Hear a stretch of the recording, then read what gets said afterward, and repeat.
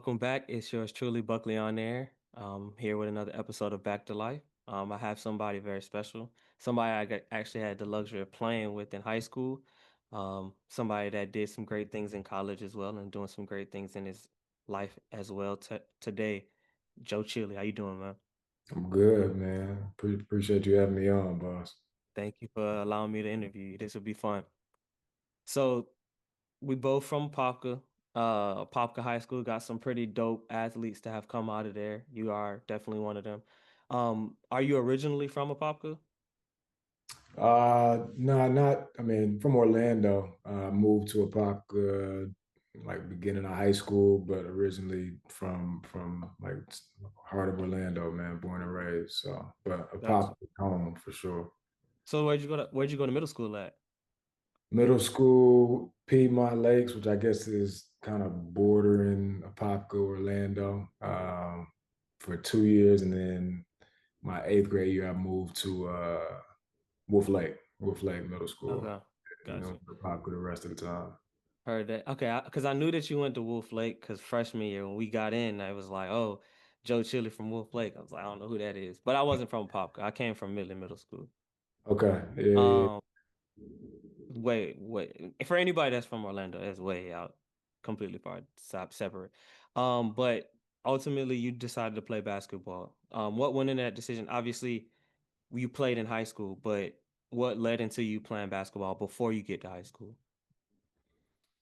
yeah. Truthfully, I just kind of had a love for it since I was a kid, and since probably like 5, 6 years old. Kind of fell in love with it watching NBA games. Like my first memory was like the 2001 finals with the Lakers and the Sixers. And I remember seeing Kobe and AI, and it was just something about it, man, that I loved. And so kind of stuck with it, and started playing as much as I could, played a little bit of football. But I always kind of knew, man, basketball was my first love. And so I always was playing and tried to take it as far as I could.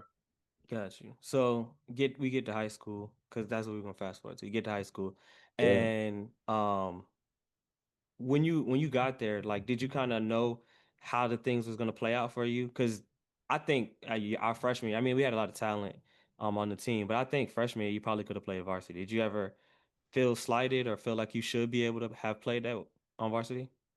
No, I mean, I guess deep down, like I never really talk about it with anybody. Like I always had a high expectation for myself.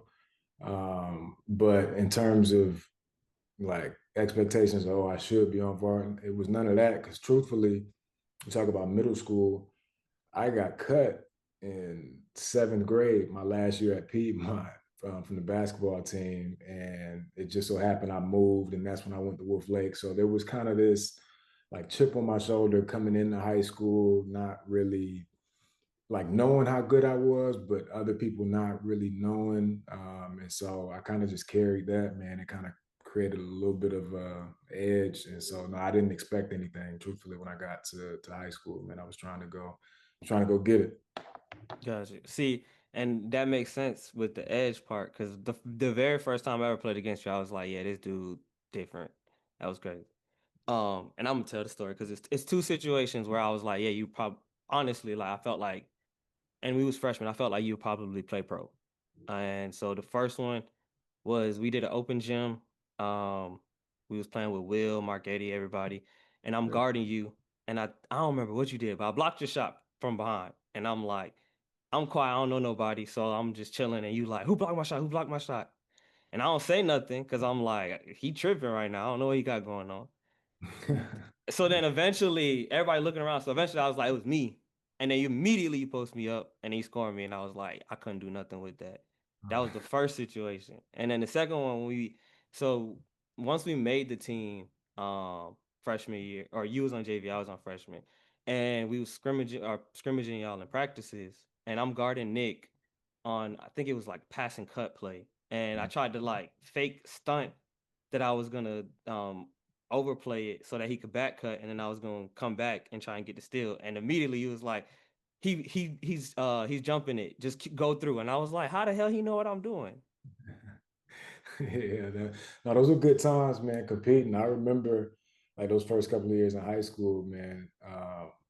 Like just going at it, like me and you, and then even some of the other guys too, man. It was those were some like memorable moments, like foundational years of just like competition, man. And it was fun, just always not backing down. Like neither of us would ever back down anytime we kind of laced it up, man. So those moments, man, I'll never forget them. It was a fun time.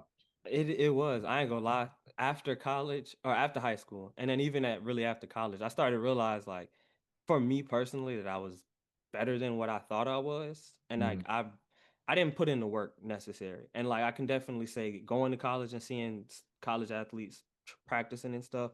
But even in mm, high school, like I used to see you in the gym all the time, and I used to be like, this dude is crazy. Like he always in the gym.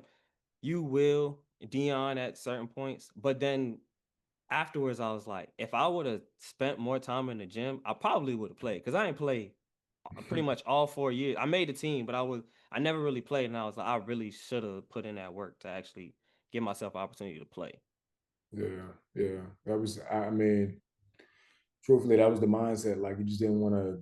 For me, at that point, and it hits guys at different points in their career or even in life. It's just like I'm grateful at that phase. Like I had the mindset like, man, I just didn't want to look back and feel like, man, I probably could have went a little bit harder. Just because I had some natural talent like we all do, but I knew that there were guys out there that were more athletic, had better skill, just naturally God given gifts, and just to try to like shrink that gap, man, I felt like I had to try to work as hard as I possibly could. So no, I appreciate you saying that, man. No doubt.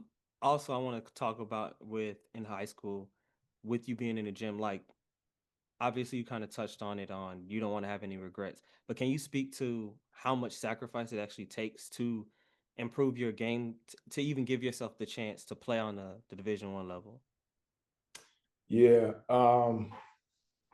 Somebody I think in college told me like trying to break down or balance your work life or basketball life, trying to find balance between the two. It was like they gave you three options, and I'm sure people have heard this. It's just like you got school, you got your social life, and then you got basketball for like student athletes. And they were like, you could pick two. And the other one that's kind of left out is probably going to suffer. So for me, it was I probably didn't have that much of a social life. Like I know there was a lot of people that probably thought I was kind of recluse and to myself. And I tried to focus a little bit on school, probably not as much as I should have. So it was probably like one and a half in school, and social life kind of took a little bit of a hit. I'm not advocating for neglecting schoolwork, but to answer your question, yeah, man, friendships and relationships, like all that kind of stuff, it took a hit, just because any little free time I got, man, it was just it was devoted to basketball. Not even so much. Sometimes it was working out in the gym, but then just my mind too. It was just like, man, that's all I thought about. To be honest with you, it was nothing else Mm, that was kind of just popping in my mind. And whether or not that was the most healthy way to be, that's a different conversation. But yeah, other things, it was a big sacrifice, man, to try to get to. At that time, the goal was to get to college. So yeah, gotcha. So being personally there, I know more about your high school journey than for most people. For you, you dealt with some injuries early on in high school. Um, how was it? Obviously, you're putting in a lot of work, but how is it you deal with those injuries and now you come in and you gotta do the rehab for the injury, and then on top of that, get yourself back to where you were and continue to improve your game. yeah, it's fun. It's funny that you say, because I've had injuries like since I got to college and being a pro and stuff, and so it's been so long. I kind of forget about some of the injuries that I had in high school. Um, but to answer your question, it's tough, because you get the game taken from you. And so if I'm used to waking up every morning and going to the gym before class and staying after, it's just like now the time is not devoted working on your game and shooting and all of that. Is literally to get back healthy. And you kind of lose a little bit of the rhythm that you had or the momentum that you kind of gained while you were working. And Then the mental aspect of it is just like, man, I hope I don't lose a step when I get back, or I hope the other guys that I'm competing against across the city, like, man, they probably gonna get a little bit better, and I'm gonna be behind. And so um, it's all of it, man. But at the end of the day, you kind of try to break it down and just like, all right, what can I control? And you just do the task at hand and worry about the rest when you get there. But I just tried to. I think like, yeah, I broke my ankle or I fractured like a bone in my shoulder or something like that. It's just like, man, you try to just tackle the task at hand, and then that's a good time. That's where some of the downtime came. Like that's where some friendships were built. Like I had a little bit more time to just be a kid, man. It was good. So I'm grateful for it, even though it wasn't fun at the time. Gotcha. Okay, so I'm the last piece in terms of high school. No, you're good. Um, for when we do the hopefully it's not a sore subject now, but we had our senior season. We Yeah. played really well. We should have at least advanced past the game that we lost. Um, for you, and obviously basketball didn't stop for you. For other people on our team, it definitely stopped, i.e., me as being one of them. How was that particular game? And for those that don't know, we lost the game on some nonsense. On It to a was team that we had already beat in the season, but we lose that game. How did for you? Were you able to bounce back, preparing yourself to go to college? um well, yeah, first, I mean, the game itself, that was that was what was that? That was after we won district, and I think we played Dr. Phillips, and And Dr. Phillips had lost to Boone in their district championship. So they lost. And so yeah, we played the loser of the other district. And so yeah, we lost. And so immediately, like and the way we lost, man, I still like I've kind of moved past it now, but even some of the conversations sometimes every once in a while with the guys, we'll talk about it and it haunts me, man. Cause like we were down with like a few minutes left, and then we made a little run. And I remember playing well and hitting some shots, and we got back in the game and it was tied. And so like you hit some shots and the game is tied and it's like a few minutes or it's like a few seconds left and now we're holding it, and I turn the ball over because they trap me and they go down and get fouled and they win the game on like free throws or whatever. So that's how my senior year, that's how our senior year ended. And that was brutal, dog. It was hurt. Like I was hurt. I didn't want to come to school the next day. I don't think I did. Like, or I was late. Like I was just kind of, I felt bad for myself. I felt even worse for like for y'all, for my brothers and stuff, because I had already signed at that point, so I knew I was going to college, but like I was just kind of carrying stuff. And so yeah, it was tough, man. It was tough, just kind of grieving the high school season. And after a while, the sting is still there, but you got to get up and get up off the mat and know that this isn't the end all be all. Like you got another goal that I was working towards in college, and so probably about after a week or so, it's just like, all right, you got to get back in the gym and get back to work, man, because you got bigger and better. But I still hold it to this day, man. I wish we could have. I felt like we could have won a state championship, but we we probably would have, because Wakaiva, we definitely, outside of the one time we played them at home, at their home, we would have yeah, beat them. So we it was wouldn't have good. really They had made a much. run that year, man. Fillmore and all those guys. They had a good team. I think they made it to like the regional finals, and yeah, no, it was cool, man. It was cool. Yeah, 2013. 13. Yeah. So for you, you ended up going to College of Charleston. One, I want to know when it went into your. Did you have a list, and then what went into your college decision? And then I also want to say, and this is genuine. There's other people that was in the metro area that went to bigger schools, and I felt like you were talented enough to go to some of those bigger schools. Did you feel that way? Yeah, yeah, for sure, for sure. And I'd be lying if I was sitting there saying like I didn't see where guys were going. And I'm cool and was cool and still am cool with a lot of those dudes, man, who was in the district and throughout the city and stuff. But competitively, like yeah, I always as a kid, man, you want to go to the highest level. You want to go to the Dukes, the North Carolinas, the Kent, all those spots, or like the Wake Forest, the Memphis, like everywhere. And so, yeah, I felt I was good enough in terms of recruitment. Like I started getting recruited probably around junior year, and so I was kind of a late bloomer. I had a ton of mid-major offers that I was grateful to kind of receive. I flirted with some high majors, but they never really pulled the trigger. And truthfully, I think you asked what went into the decision. Like I was just concerned with like I wanted it to be a good school. I wanted to be able to play at a high level, but I also wanted to play. Like I wanted to be able to have a chance to play right away. And so uh, it was 2012 going into 2013. I took a couple of visits to Charleston. I took one to Georgia Southern. I went to UCF, but Charleston just kind of felt like the right fit, man. I knew I would have a chance to like kind of play and compete for a starting spot right away. They were changing conferences. They had been in the conference with Davidson, like traditionally. So I remember watching them versus Steph Curry, like, so I knew about them. They had a couple of pros a while back, and so I knew I could get to the next level from there. But when I got to Charleston, man, it just God kind of placed it on my heart while I was walking around the city. It was just like, man, this is where you're supposed to be. And while I was there, man, I didn't want to drag it out or anything like that. Man, once I got that feeling, like, man, this could be home. Yeah, it was it. It was it for me. I committed, and I'm glad that I did. Man. Got you. So you end up going to College of Charleston, and ultimately you had a really good, successful career while you was there.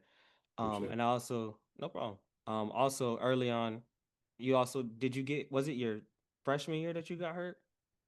Yeah, yeah, yeah. Yeah. So I think, yeah, as soon as I got up there, actually, I had like a little issue with my knee. Like I tore my meniscus that summer. I had to get it taken care of, but then I was good by the time the season came around. But then while the season was going on, I started off fine, but then like I was still having a little bit of issues with my knee. It kept swelling up, and I got the MRI. And so I knew I would need surgery again at the end of the year, but the freshman year was up and down just because um, I couldn't get my knee under control. Like it was just swelling up. I had to get it drained like 6 or 7 times my freshman year playing, and just kind of tried to manage. But it got to a point where it was too bad, and I couldn't finish out like the last 10 games of my freshman year, I think, something like that. And then I got the surgery, tried to get back for the conference tournament, but couldn't get back. So my freshman season ended a little early. But I mean, all in all, man, freshman year was it was good. I learned a lot. I started a few games, had some success, had some games I didn't play at all. Got yelled at. Just the whole freshman experience playing college basketball. It was a full experience for sure that first year. Can you talk a little bit more about the experience in terms of adjusting to the college game, have going from being somebody that was a starter for at least 2 years in high school. Now you go to college and there's games you don't play. There's games where you're coming off the bench. There's a couple games where you start. So it's not consistent that you're playing the same way and you don't know. So you got to get yourself in that flow of the game. Yeah, it was that's probably just from the basketball aspect, like that was the toughest thing to deal with. It was just the ebbs and flows of a college basketball season, especially as a young dude. Like I was young going into school. I think I was 17 when I got to college and for part of the freshman year. And so the adjustment of playing against bigger dudes, in a lot of cases, grown men throughout the conference, and then having success early and like kind of drinking that Kool-Aid of like, oh yeah, man, I'm nice. You know what I mean? But then we lose a couple of games and then the script totally flips. And it's like now the coach is getting on me more than anybody.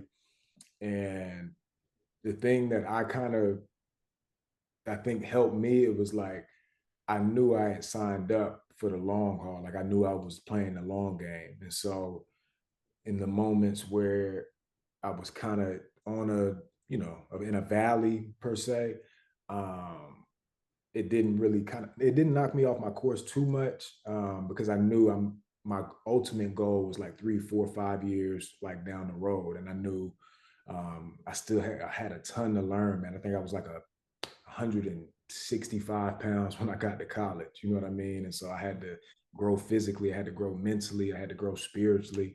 I had to learn what it meant to be, part of a team and not just the top guy. And it was a lot, man. And so I see a lot of guys now that kind of struggle with it.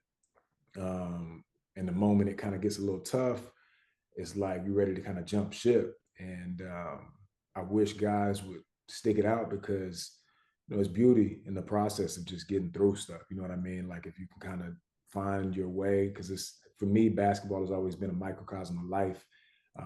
And a lot of the lessons and adversity that we face in basketball, it's as you know, it's like similar to the things that we just go through in everyday life and relationships and stuff. And so that first year, man, it was like from a basketball standpoint. It wasn't the first time. Like I said, middle school, I got cut. High school, I had some adversity, but this was the first time. It's just like, all right, I'm out on my own. My family's not here. This is a completely new area, and so yeah, it was a good experience, man. Let alone the social aspect. You in college, you know what I mean? Right. That's crazy too. So So you kind of touched on something, like you said, and I've definitely heard you say this, like find joy in the work, and the process is where joy should be really relished on. But for you, and you kind of touched on it as well, a lot of players they deal with adversity and then they want to jump ship. Did you ever flirt with that idea?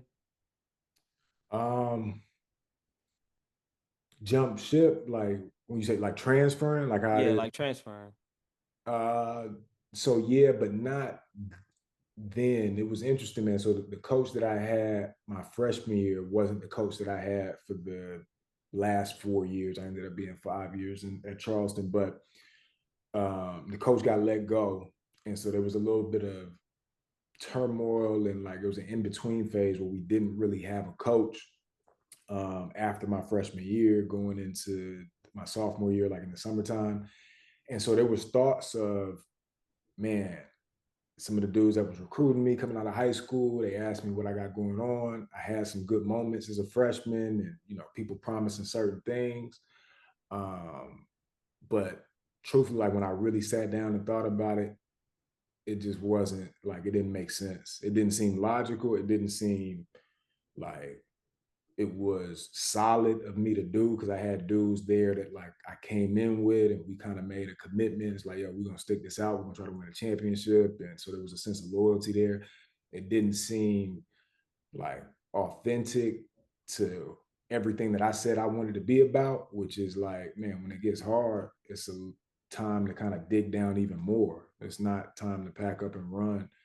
And so yeah, tentatively, like or not tentatively, but like early on, there was a thought, but it kind of got squashed, man, when the season came running around. I knew I still had 3 more years, and so that's where it was at. Hold on 1 second, bro. You still got me? You can see me? Yeah, I still got you. Yeah, yeah. So yeah, no, it was. I thought about it for a split second, but it didn't last too long. Got you. So also with you playing at a mid major, one of the things that I'm aware of when it comes down to tournament time, you guys don't tend to get automatic bids. So you Yeah, have to win out in your conference tournament. Can you talk about how that is? Because for a lot of the teams in those mid majors, y'all can have like really good seasons, go 29-4 or whatever the record is.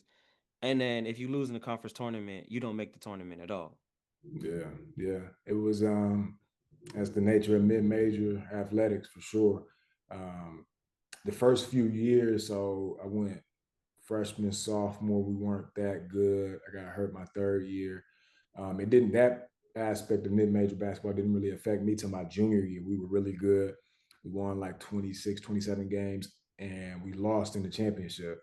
And it felt like felt like a failure. Like afterwards, I mean, we made it to the NIT and stuff and played well, but it puts a ton of pressure on that tournament, man, that conference tournament. And it's a beautiful thing, but I've seen the majority of teams, man, like it can only be one winner a lot of times. And so it just those conference tournaments, like if anybody's watching and they only pay attention to high major basketball, man, like come March, really tap into those mid major tournaments. Though, man, that's some of the best high intensity, pressure packed basketball that you'll watch. And so for us, for me, everything was leading up to March, like that conference tournament. We knew all the games in the non conference, early in conference play, preseason tournaments, Christmas tournament, like all the games. It's just like this is all practice for them 3, 4 games that you got to win in your conference tournament, and when it's win and go home, and so win or go home, and so it was fun times, man. It was a good time. Okay, so can you just talk a little bit about the NIT? Because, like you said, most people they pay attention to the NCAA tournament, and the NIT is televised and people can watch, but people don't then tend to watch it as much as they do the big major tournament. Yeah, I understand. I mean, it's March Madness is about the big dance, but the NIT was good, man. It was a chance for us. We went out to and played Colorado State. They had a really really good team my junior year, and we ended up losing a close game. But the NIT is um, it's high level basketball, man. Like especially all the mid major. You get a lot of the top mid major dudes teams, and then what ends up happening a lot of times is they play a lot of the high major conferences teams that didn't make the tournament that the eye test or the untrained eye, they would just you would think that they'll run through the field, and rarely does it happen, man. There's usually a mid major that comes and wins the NIT. So for me, what it did, it just kind of showed that the gap between mid major and high major ain't as steep as people think it is. You know what I mean? It's like the talent is there. A lot of times it just be the resources, but man, if it's about being able to hoop at the end of the day. If you can hoop, you can hoop, no matter where you come from. You know. That's a fact.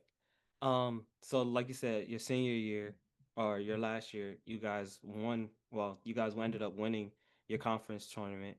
You Mm-hmm. guys play in the NCAA tournament. What was that experience of finally being able to be king of the hill, win that conference tournament, and then making the big dance? That was one of the best. Well, winning the conference championship, that was one of like the best days of my life, man. That felt like a dream come true. It took 5 years. Anybody that is close to me, like, or that was part of that process, they know how much went into that, and there's a lot like behind the scenes. But to finally win it, and in the fashion that we won, I think we was down like 20, and we ended up coming back and winning it in overtime, and I had a chance to play really well, and so that was a dream come true, man. Like for the program, for like me personally, and it was kind of bittersweet because I got talking about injuries. I got hurt in the championship game. I kind of like fractured my ankle. I ended up being able to play and finish it out the game, but I was it was a fracture, so I was out for probably 2, 3 weeks, and there's only like a week and a half time after the college or after your conference tournament to the NCAA like big dance, and so it was bittersweet because I didn't get to really play the way I wanted to play in the NCAA tournament, but nonetheless, man, just traveling, getting escorted like on the bus from our hotel to the game, like we were in San Diego. It was everything about it was elite, man, and it was I'll never forget it. We lost to Auburn. I thought we should have won.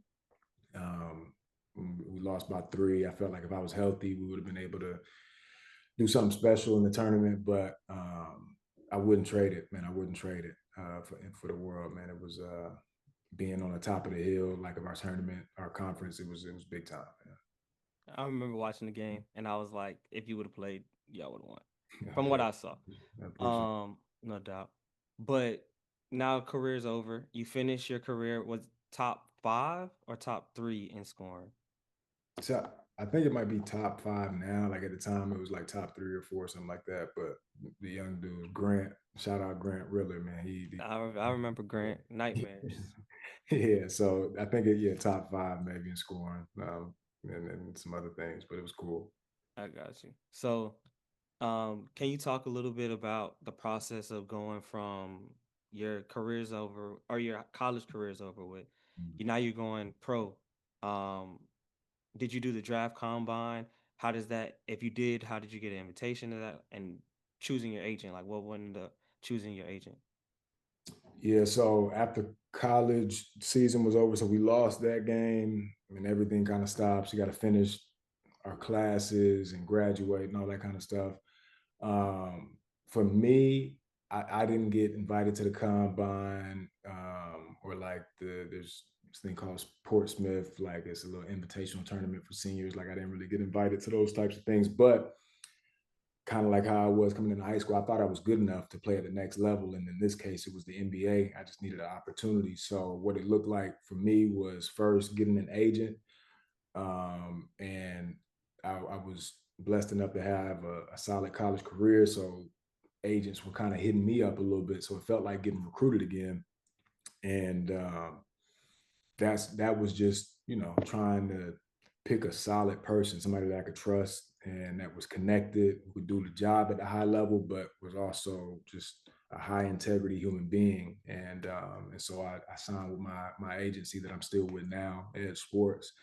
And yeah, we just got started, man. I started working right after I got healthy, after my ankle healed up, and was just hoping how it works is if you're not like one of the highly touted guys like on draft boards and stuff, you're hoping for teams to invite you to like pre-draft workouts. And so teams will bring in like maybe 5 or 6 guys and put them through a workout and kind of let you play 3-on-3 and shoot and get all those types of things up so they can get their eyes on you in their facility. And so I was just praying for a few teams, man, to take a chance and just bring me in to work out. I knew I could go overseas, push comes to shove, but like I said, I thought I was good enough to play. So um, I, I was blessed to have like 4 or 5 teams, man, bring me in. I think it was Orlando brought me in. Uh, Toronto was the first place I went with the Raptors. I went in for a workout.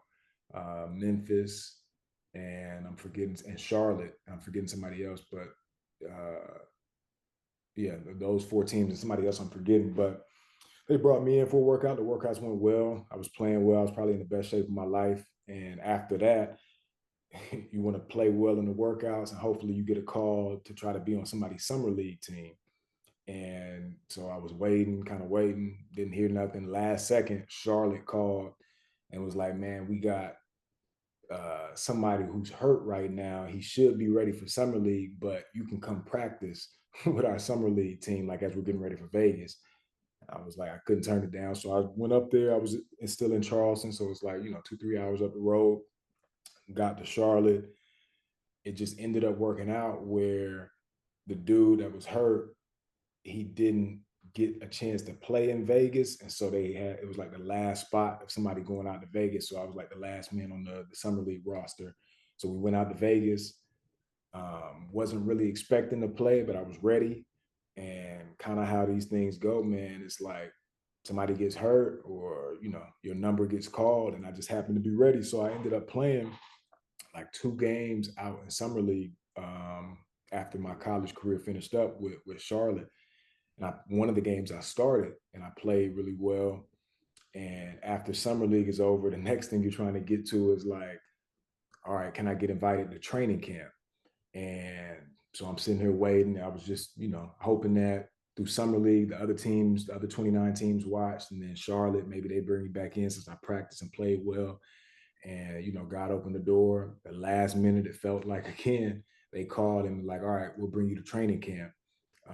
We'll put you on like a non-guaranteed deal. We'll probably waive you, like we'll cut you, and then you can go down to the G League team. I was like, cool. It's great for. I remember crying. It's just like, man, I'm going to training camp. And but there was a chance because this was like one of the first years that they had two-way contracts, and so they were like, there's a chance we already got one two-way signed. At the time, you can only do two-ways.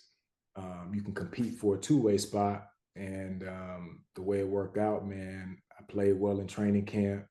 This was the year Tony Parker did his 1 year in Charlotte, and so it was like Kimba, Tony Parker, and they had drafted Devontae Graham, and so Tony Parker was old. He wasn't practicing a ton. And so that opened up. Usually in training camp, you got three teams. You got the starters, you got the backups, and then you got like the rejects. You know what I mean? Like all the other guys. Mm, And so I was able to kind of run point on the third team and play well. And long story short, man, I was able to kind of earn a two-way spot. And so things just kind of stacked up. It felt like God just kept opening a door, like just leaving just enough of a door open. And shout out to all the people that it wasn't just me, man. It was a ton of people that helped me stay ready, and I was able to kind of take advantage of those opportunities when God placed them before me. So got you. So I do want to touch on it. With in reference to you playing and you have these opportunities, and it's not easy. I can only imagine. You're fighting and you're clawing to try and get to the level where you believe that you are, and you need somebody to take a chance on you. But I want you to talk about your faith and how it allowed you to stay grounded in this and not kind of again jump ship, decide you know what this isn't for me, or turn down the opportunity, or even just the simple fact of like the saying goes, favor ain't fair. So for you to have these opportunities, can you speak to how your faith helped you through that as well? yeah, that's a great question, man. Like simply put, it was like my faith was everything, even if I didn't realize it at the moment. Um, and the reason I say that is because there were moments, bro, where like during that summer, I remember being in Vegas at Summer League and having an offer to kind of start my career overseas for that next season. And like all things considered, it probably made the most sense. It's just like you don't really have a shot stateside, like you're not getting a ton of interest. It's better to sign the sure money, go overseas, start your career, and just start building and stacking that way. But I remember having the contract drawn up from the overseas team. My agent had sent it to me. He was like, "Yeah, just sign it, and you'll be good in the morning." And I remember not being able to sleep and not being able to sign it and send it back because it was just like I felt like God was just like, "Bro, just trust me. Like you've been putting in the work, just trust me to open the door." And it's not like you just aimlessly hoping and I hadn't put in the work. It was like I know I'm good enough. God, I just need you to open the door. And I remember not being able to sign the contract to go overseas. And I remember calling my agent. It's like, man, I'm gonna just take a chance. You know what I mean? Um, and I, to me, that's faith in God because it was Him that was kind of telling me, like, yo, you got to trust me. Um, so that's one instance. Another, the other one that I'll say is just like it's faith in the work that or just the talent that God gave you. You know what I mean? Like you have to believe in yourself before anybody else does. And like, had I listened to the outside noise at any one of those instances, it was like I would have left and been overseas and I would have missed out on what God has. And so, yeah, man, faith has kept me grounded throughout. Like I would have folded a ton of times in my life, but just in that phase specifically, man, had it not been for and truthfully, like I said I didn't realize it at times because it's just like the revelation that I have now is like, man, I know that was God. Like I done spent some time. I got some, I can recognize it in hindsight. Hindsight is 2020, but in the moment, it just felt like I was conscious of God. I know I had a relationship. I was praying and stuff, but it was like, it's just a feeling deep down. And so I didn't know that that was Him speaking to me then, but I know now, and I'm grateful for the role that He's always played in it. All right. Now, so what you saying with the faith, something that was been said to me when I was little in reference to church. We walk by faith, not by sight. So Sure. definitely, like you said, that feeling. And I've also been told like, if you're sure, it might not be God, because God ain't gonna let you know what exact. He'll tell you, but he's not gonna make it so completely obvious where you're sure. You're gonna have to trust him. So Yeah, it's good. this, the fact that you was able to do that, like I commend you, because most people, faith or not, they're not going to be willing to do that because the other thing looks better in, on paper or what they can see. Yeah, Um, yeah, it's good. but for you, once you sign the two-way contract, you got your foot in the door. You got an opportunity to potentially go to that next level. Obviously, I know I've read and seen what the two-way contract. How does that actually play out in the season? Like I know you typically play in the G, but like are you towards the end of the season at least on the bench or have the opportunity to play in games towards the end of the season? Yeah. It's different now. That was 7 years ago, 7, 8 years ago. So like it's kind of morphed into what it is now. It's definitely more player friendly now. Those contracts at that time, it was up to the like it was at the discretion of the team, and so how much time you spent up with the main club was solely up to, and it still is today. But back then, it was like even the amount of money you got paid, it was kind of prorated. Like if I was down with the G League, I was making a certain amount. If I was up with the NBA team, I was making like the minimum NBA salary based like per day. And so it was just like them days up. I didn't spend a ton of time up, but like I was cherishing those days, man. You get a little bit of a pay raise, a bump in pay. Um, but I think your initial question was like, how did it work? So yeah, I spent most of my time in the G League playing. And at different points, they would call me up. Didn't really play a ton up with the main team, but I was there for some games, traveled a good bit. And obviously, there the whole training camp. And had we made the playoffs, would have probably been up with them in postseason, but we didn't make the playoffs that year.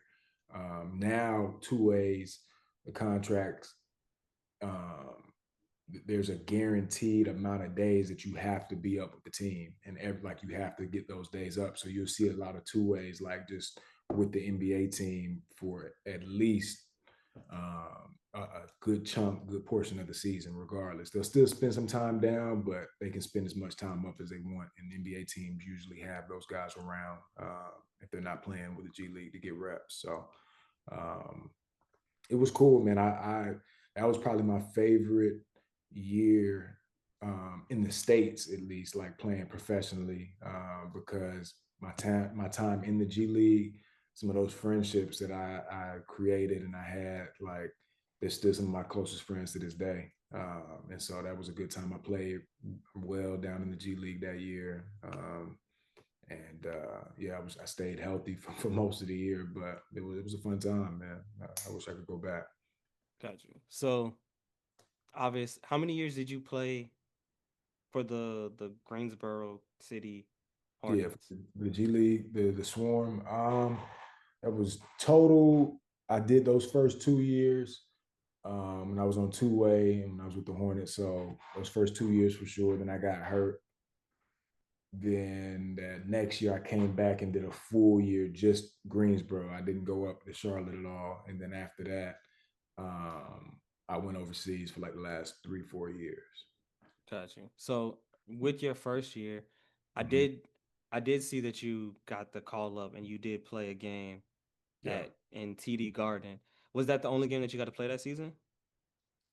That season, no, I don't. It runs together a little bit because I know the next year I had a couple of 10 days and I played in some regular season games. But that year, I know that was the only game I scored points in. I scored my first official points against Boston. I think that was like in January. And I can't remember right now my rookie year if I played somewhere else, but I know my second year I played down in Miami. I played in Indiana. I played in a couple of spots.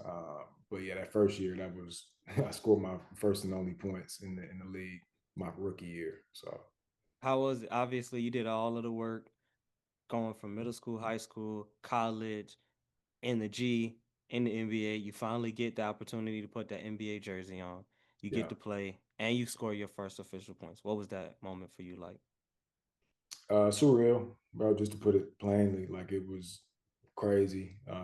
In the moment, you kind of get caught up in just playing the game and just trying to compete. It was garbage time. We was down by a lot of points, so you're just trying to play well. But afterwards, man, like even the guys, like some of the vets on the team, man, they was congratulating me, celebrating because they know, to score your first NBA points is a dream come true, man. It's what you when I was 6 or 7 years old, like, and I'm watching the NBA. on TV, it's like you see yourself out there. And so fast forward, was that like 14, 15 years and you get a chance to be out there, man. It was nothing but God, man. So it was it was surreal. It kind of sunk in afterwards. Got you. Yeah. So you talked a little bit about you did those 3 years in the G and or in the US as well. Mhm. Um, what went into your decision to ultimately decide to go overseas? Uh, I wanted to make some money for real. I was So two way was cool. Like I made a good bit of money. It's not as much as like the two ways make now. The next year was cool. I started off in the G League, but then got 2 10-day call ups, and I made like a good bit of change there. I got hurt, so I was out for a whole year. I popped my Achilles, and then that following year, I was trying to get back, like, and I was still kind of hurt. Uh, and I went overseas for a second, but I wasn't healthy enough, so I came back and just tried to like rehab in the G League. But didn't make a ton of money after that year. I was just looking at my bank account, man, like knowing the goals that I kind of had, and it's just like, man, if I really want to take advantage of, at this point I think I was like 24, 25, 26 maybe. um it's like, the window is short, and overseas, like, I never knocked it. I was just chasing the league. And so it just felt like it was time, man. It wasn't the same as when I was coming out of college. It felt like God was just like, man, you need to go and go overseas. And truthfully, that's what I needed to do, because that first year I went to Poland, man, that's one of my favorite spots. It felt like I kind of got back, like, got my swagger back a little bit. I was dealing with some other things off the court and stuff, but just felt like it's a reset. And Poland will forever be, special in my heart. Like, it was a good time. My first year overseas, first full year overseas. Got you. So I want you to kind of touch on not the personal stuff, but the people don't take into account as a basketball player or any athlete that they're a person. And when you're playing the sport, whether you're chasing a dream, for you it was chasing the NBA and trying to Mhm. get that opportunity to play there. Ultimately, it didn't play out the way that you had hoped, but So, you took advantage of the opportunities that was given to you. I could imagine some of the joy that comes into playing basketball is taken away because it's not that you're not talented enough to play in the league. It's not that you don't have the skill set. It's more about opportunities, um, and politics as well when it comes down to playing in the professional sports. So for you to be able to go overseas and get, like you said, that swagger back, some of that joy back, to actually be able to play and play to your best abilities, and somebody to see you play. Can you talk about how that was mentally and how much that might even picked you back up and found joy in the sport again? yeah, that's another great question, man, because I think it's something that a lot of athletes and truthfully a lot of people deal with. They just, even if you're not an athlete, it's like you grow up loving to do something, like whatever it is, your passion. It could be art, it could be, music, it can be sports, whatever it is. And if you're fortunate enough to get to a point where you can do it professionally and it becomes monetized, that's a completely different thing than like when we're doing it just for fun as 12, 13, 14-year olds. And so for me, the most fun that I had playing basketball was in middle, high school, and even college, because it just felt pure. The moment it became a job for me, it was like, all right, I still love this, but there's certain aspects about this that I don't love. Like you mentioned, the politics, that definitely exists.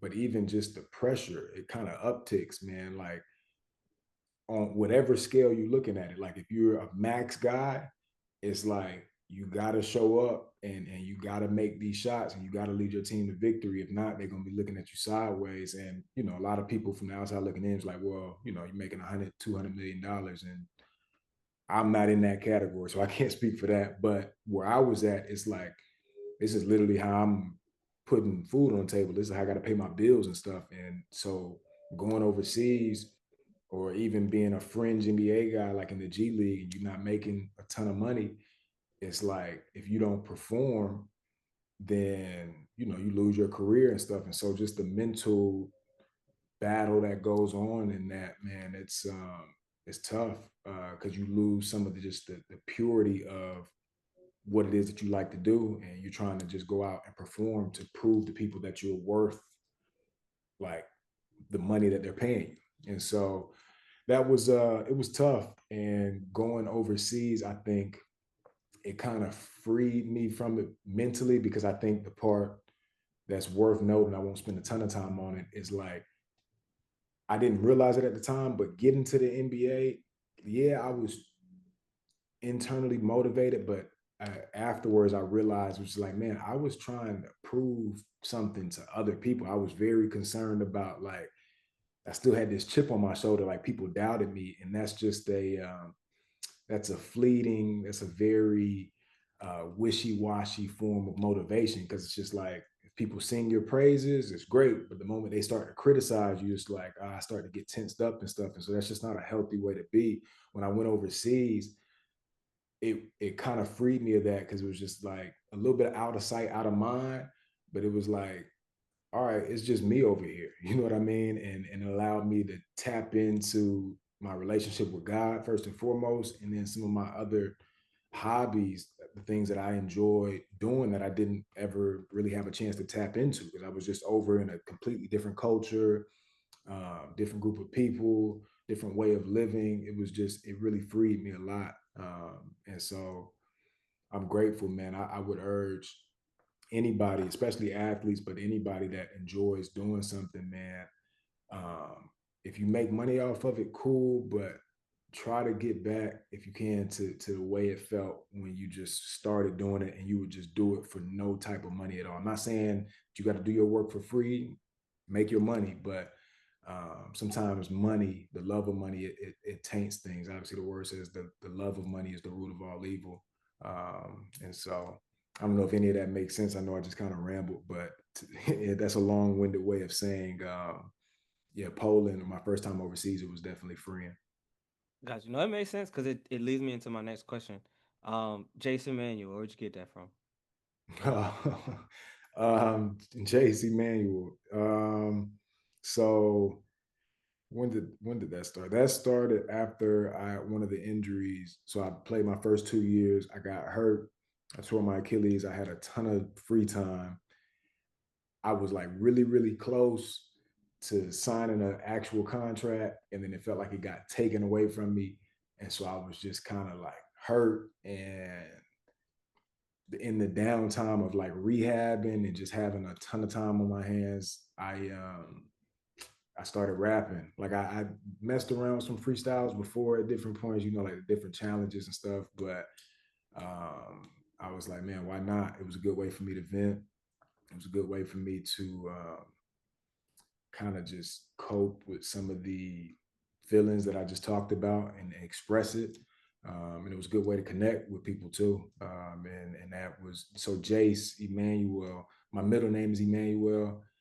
Jace, I don't know where Jace came from. Initially, I was trying to play with like JC, like my initials. And so I was like JC Emmanuel, but then somebody was like Jace, and it kind of stuck. My nephew's middle name is Jace, and so I can't remember exactly why Jace, but I went with it, and that's where it started, man. I started making music, so Got you. No, I'm tapped in, but I also remember when we was in high school, you rapped, but you also I want to say it was you introduced me to battle rap, and I've been kind of more recently. I've been not watching it as much, but you could yeah. definitely introduce me to that.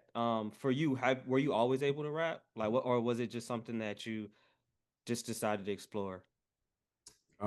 So battle rap, just to that point, because he'll give me a hard time if I don't say it. It was Ty for me that put me on battle rap. Okay. And so yeah, that was that. But um, was I always able to rap? No, no. I was into music. So when I started playing basketball at like 6 or 7, the thing that I didn't mention at the same time, I was playing the drums. In church, I grew up playing the drums, and so I always like loved music. I always had a sense of rhythm. It's kind of how I played basketball too. But then what a lot of people don't realize is for me, rap is just like your voice is another instrument. And so it was, I didn't realize it. It kind of just morphed like my ability to play the drums ended up morphing into like how I articulated myself over music. And so I think it was just an extension of my love for music. And I be talking a lot. Like if I'm passionate about something, like I'm having conversations with my homies and stuff, like I love to just to talk. And so those things combined kind of led me to, I think, push me in the direction of music and expressing myself with my voice, you know. Got you. So, last piece on terms of the music aspect of things, but obviously, when you're an artist, you make your artistry, and then it's time to put it out. Was Mhm. that something for you that took you a while to do? Because I know for me, but with this podcast, this is something that's been on my mind for years, and I've just been slowly doing it, or I'll start and stop. And so for you, I know at certain points I've seen you put out music, and then there's been lapses, but I don't know if that's due to you not making music or if that's you being too critical. Like Mm, how does that work for you when it comes down to making the music and putting it out? yeah, it's all of it. Everything that you just named. I think that initially, when I first started making music, it was such a new thing, and I was so excited about it. It's just like, and I had so much to say at the time. Um, it was like it just came out, and I was so excited. I was like, boom, I got to put this out. And there wasn't a lot of thought about. I didn't know what I was doing for real. Like it was cool. I love some of that music, but there was no thought about like, oh, I'm trying to make a body of work or a complete project or do something with this. And so initially that's the reason why it just came out. Not like ever since I dropped my first project, which was a while back, I've always been into it. Like I always kind of find my way back to creating. I'm always like I got a ton of music like in the tuck, like on hard drives and stuff. I would release it at different points just when I felt the inspiration to kind of release it. But that's kind of the same thing that I was talking about. Like, because this felt pure, it's like, all right, I'm not about to try to like kind of pimp this and try to make money off of it, per se. And so I was a little bit more selective. I kept it close. I still keep it close to the vest. And then the other part about there is a little bit of that if I'm just being truthful. Like I was a little critical of it because you want to put out something and you want people to really rock with it, and so you get in your head and you start critiquing yourself too much. I'll share it with a couple of people and see if they give it a thumbs up, thumbs down. It's just all of that. But now I kind of got over that, and I think the overwhelming answer is I'm creating a project that I intend to drop soon. I don't know when soon is, but like I got a body of work that I just want to make sure I say everything that I feel like I've had to say over these past 4 years that I haven't really dropped a ton of music. And so the reason I haven't, been super active publicly with it is because just allowing some time for life to happen. You know what I mean? There's been that process, and no, I'm excited about it. Still, just as into it as I was, if not more. I've learned and I've gotten a lot better. So Gotcha. All right, so I want to get back to the basketball. For yeah, you, you said that first year overseas was Poland, and you said you did 3 more years after that. yeah, give it a take. It was weird because just dealing with injuries, some more injuries, and then went to Israel like two different stints. One of the times, like the war happened while I was over there, and so that kind of messed up a season. Was in Egypt, and then most recently was in Lithuania. But I kind of group all of those the past 3 4 years overseas into like one big pot. It's felt like a blur. But I haven't been able to like be in one spot other than Poland for a whole season just because of a number of different things that I just named. So that's what's been going on the past 4 years, just in different spots overseas. How is it for you having still trying to play, and then those different types of things are starting to happen? How is it for you to stay focused on basketball, or is basketball completely out the picture when these types of things start to come up? It was tough. I'm not like, yeah, it was crazy. A lot of these things felt like they came out of left field. It's like I tore my Achilles twice. I had an ACL. I did a meniscus. Like just recently, like I tore my pec bench pressing, and so it's like once it's almost like you do the rehab to get back from one thing, and you have a little bit of momentum, and then as soon as like you get to the next opportunity, you feel like God opened the door. It's like boom, He shuts it again. And it's just like God, no, here we go again. Then I get to a spot and then war breaks out and it's just like I can't go overseas. And so it's tough mentally. And now I think just listening to God, he was just like it's time to kind of take a step in a different direction, still connected to the game, but playing wise, it's time to kind of hang that aspect of basketball up for me. And that's been it's bittersweet at first, but it's been nothing short of a blessing, man. Because I'm grateful for I started this thing playing since I was 6, and I've been playing seriously up until last year, and so it's been over 20 years playing. Got you. So, also want to kind of touch on terms of the faith for you when you said like different doors are opening and closing, and you're dealing with all these injuries. For you, was it hard to put the ball down when the Lord told you it was time, or was it something like, okay, I can do it and just do it do it, or what did it say? Suffer well. Yeah, that's really good. It's a good question. It got easier this past year, like when I was in Lithuania, which was the last spot. Once the last door kind of closed, I knew it was almost like I had been fighting it before. And it was like God was kind of prepping me or telling me, like, this ain't what I want you doing. Like, I know you want to try to build your career and your resume and make all this money overseas, but it was almost like he was snatching it from me and he was causing me to be more dependent on him because basketball was everything that I knew. Like that's my, it was my safe haven a lot. It was where I was comfortable. And so when things got bad, all I knew was like, all right, you got to work again. You got to get yourself back. And it felt like after the fourth or the fifth or the sixth time, God was like, yo, you hard headed. You're not like, I want you to trust me again. You know what I All mean? right. So it was hard at first. And it was bittersweet at the end, but by the sixth or seventh injury or natural event, it was like, all right, it's time. I gotta, it's more to life. I'm about to be 30 in a couple of months. And so let's get started on this next phase. Let's see what God wants for me. Got you. So, with the next phase, I know you said it to me earlier, but Yeah. can you tell us what you're doing now? Yeah. So crazy too. But man, I moved out to San Francisco. God opened a crazy door, man, and I'm working with the Golden State Warriors. I'm on staff, kind of doing player development, and up with the main team. I'll be up in here with them at least for the next year, and we'll see how it plays out. But just an answered prayer, man, because I didn't know what was going to happen. But he opened the door, so I'm with the Warriors for this year.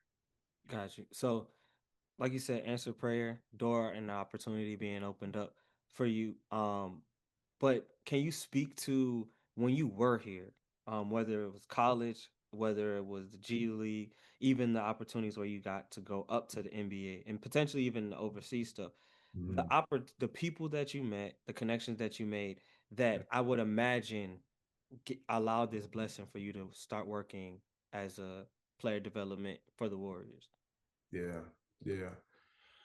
Um, these are great questions, man. This is high level stuff, man. It's just to let you know. Yeah, it's crazy looking back at how God works because we don't realize it in while we're going through, but then when you get a little bit further removed and you look back, it's like, oh, this was part of the plan. Because a lot of the dudes, my agent that I met in my last year in college, so this is 7, 8 years ago, he's the reason, really, or big reason why I got this job now because of a relationship that he has. Um, some of the coaches that coached me my first few years in college, like I still talk with them to this day, and they help me like make these decisions. Like the dudes that I train, it's just I could go on and on about the number of different instances and relationships throughout the process that you just kind of going through it, but then now at this phase, it's just like, it makes sense. And so I think that was your question, just speaking to um, some of those experiences. And the thing that I'm grateful for is like, or that I'm trying to apply now, is to just be in the moment, not looking too far ahead, not dwelling on what's in the past, because there's something going on right now that God wants to get to me, or wants me to get to somebody. Like he's doing something very, very important right now, whether or not I realize it. And so I've just been trying to be where my feet are, man. And whatever's supposed to happen in the near future, it'll happen. But I can't worry about it, you know? Got you. All right. So last few questions. When it comes down to today, basketball, college basketball, NIL is now a thing. So the Mm. first question I want to ask you is, how do you think you would have fared if you had the luxury of playing in NIL? Me and my boys talk about this a lot. A millionaire, man. He would have been a millionaire. Because, a lot of the dudes that get paid now are the mid-major dudes that play really well, and then the high majors come and like poach them and pay them millions of bucks because they're already proven dudes. And so, me and Grant and it's a lot of those guys on my team, we always talk about it. It's like, bro, if we was playing right now in the same exact situation, easily, write the check, cut the check, boss. I need 1.5, 2, 3, whatever they get. But Uh, um, yeah, it's crazy, man. I'm happy that guys are getting paid. I'm concerned because there's a lot that comes with it. But in the window to make this much, to make that type of money in life, I mean, not a lot of dudes get that opportunity. So if you're able to do it, man, get your money.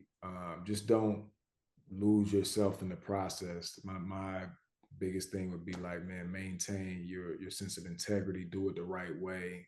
Whatever that kind of means, it's different for some people, but yeah, it's a crazy time right now that we live in. oh, very. As an observer, it looks crazy to me. Exactly. Um, with the NIL stuff though, do you trying to see how I want to ask this question? Do you feel as though, because when you talked about some of the things that you dealt with in college and people and transferring, and you decided ultimately not to, and when it does come down to the NIL era today, a lot of players are transferring, whether that's from mid major to high major to another high major for more money. Do you feel as though, not so, I don't want to speak so much to the money aspect of it, because if Cool. you're going to make money, more money somewhere else, I can't knock you for that. But I do think that unfortunately it does leave a lot to be desired for certain players, and it does take away opportunities for them that if they would have stayed and dealt with some of the adversity that they were dealing with at the school that they were before, they might be better off as players. Can you Yeah. speak to that? Yeah.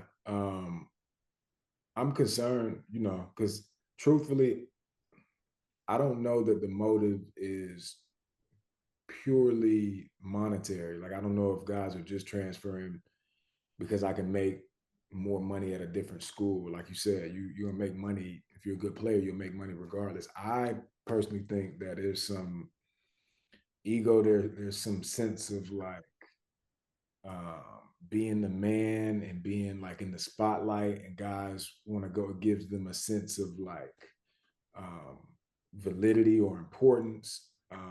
If I'm like the talk, like, oh, this person wants me, so I'm gonna go over here. Like the moment I feel like the place that I'm at right now, the moment adversity hits, it's just like, oh, y'all don't really value me, but there's somebody else that's willing to pay. Like I'm gonna go over here, and it's just like I'd be concerned for young dudes, man, because it's just like you get a carrot dangled in front of your face, and it's just like you're just gonna go.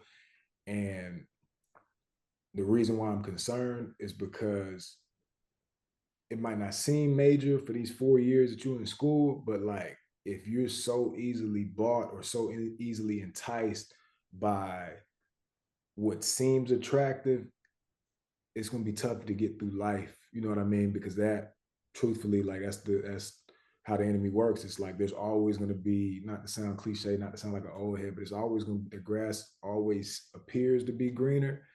And it's like you're not going to realize your full potential or the potential of like whatever situation that you're planted in. You're not going to see the beauty of starting something, going through something, fighting through it, and then getting to the other side. You don't experience that beauty and that joy of like you looking back. It's like, man, I got through that. Every time you look back now, it's just like, yeah, I jumped ship. Like, or I went here, I went here. It's just not a good precedent set for how you want to live your life. And so I'm concerned, man. I question what guys' motives actually are. I question the guys and the mentors and and the coaches. A lot of good mentors, a lot of good AAU coaches, a lot of good college coaches and agents. But then there's a lot out there that are like predators, man. They're preying on these guys and they just want the money for themselves. They want the status and the ambition, and these things, these are fleeting, man.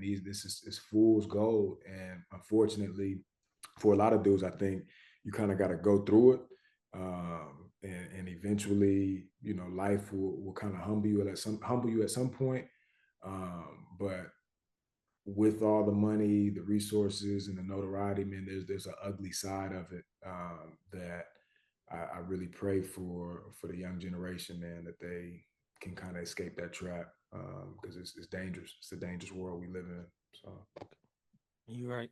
Last question. yeah, What advice would you give a young athlete, whether in high school or college, um, that's potentially dealing with any adversity? Are they trying to get for the high school kid trying to get to the next level, or even the college kid that's just dealing with adversity and trying to take advantage of their opportunities? yeah. Advice. I mean, it's easy to say like to fight through adversity. It's easy to keep your head down, keep working. I think my advice is really seek a real relationship with God, man. He is the key to it all for me. Like I wouldn't be where I am without him. And so that's first and foremost. And then the second thing is surround yourself with, it don't have to be a ton of people because that's a mistake a lot of people make, but like you want wise counsel around you. You know what I mean? You want guys that have been through it, exactly what you're trying to do. Like whether it might be family, it might be a coach, trainer, whatever. But like you want somebody above you in a sense that you can learn from. If you're the smartest person and you calling all the shots, it's like uh, that's not a good situation to be in, man. You want to learn. You want to have people on your level that you're going through stuff with. And then when you get to a certain level, you want to have people behind or below the level that you're at that you can help, and the mistakes and lessons that you've learned, you can kind of pass on. So at every level, man, you just want to surround yourself with community, godly community is my advice. Got you. Appreciate you, man. Yeah, no doubt. Good luck Appreciate on your season. it. No problem, man. Yeah, it's love, man. I enjoyed it, bro. I enjoyed it. Looking forward Yes, to sir. what you got going. Thank you.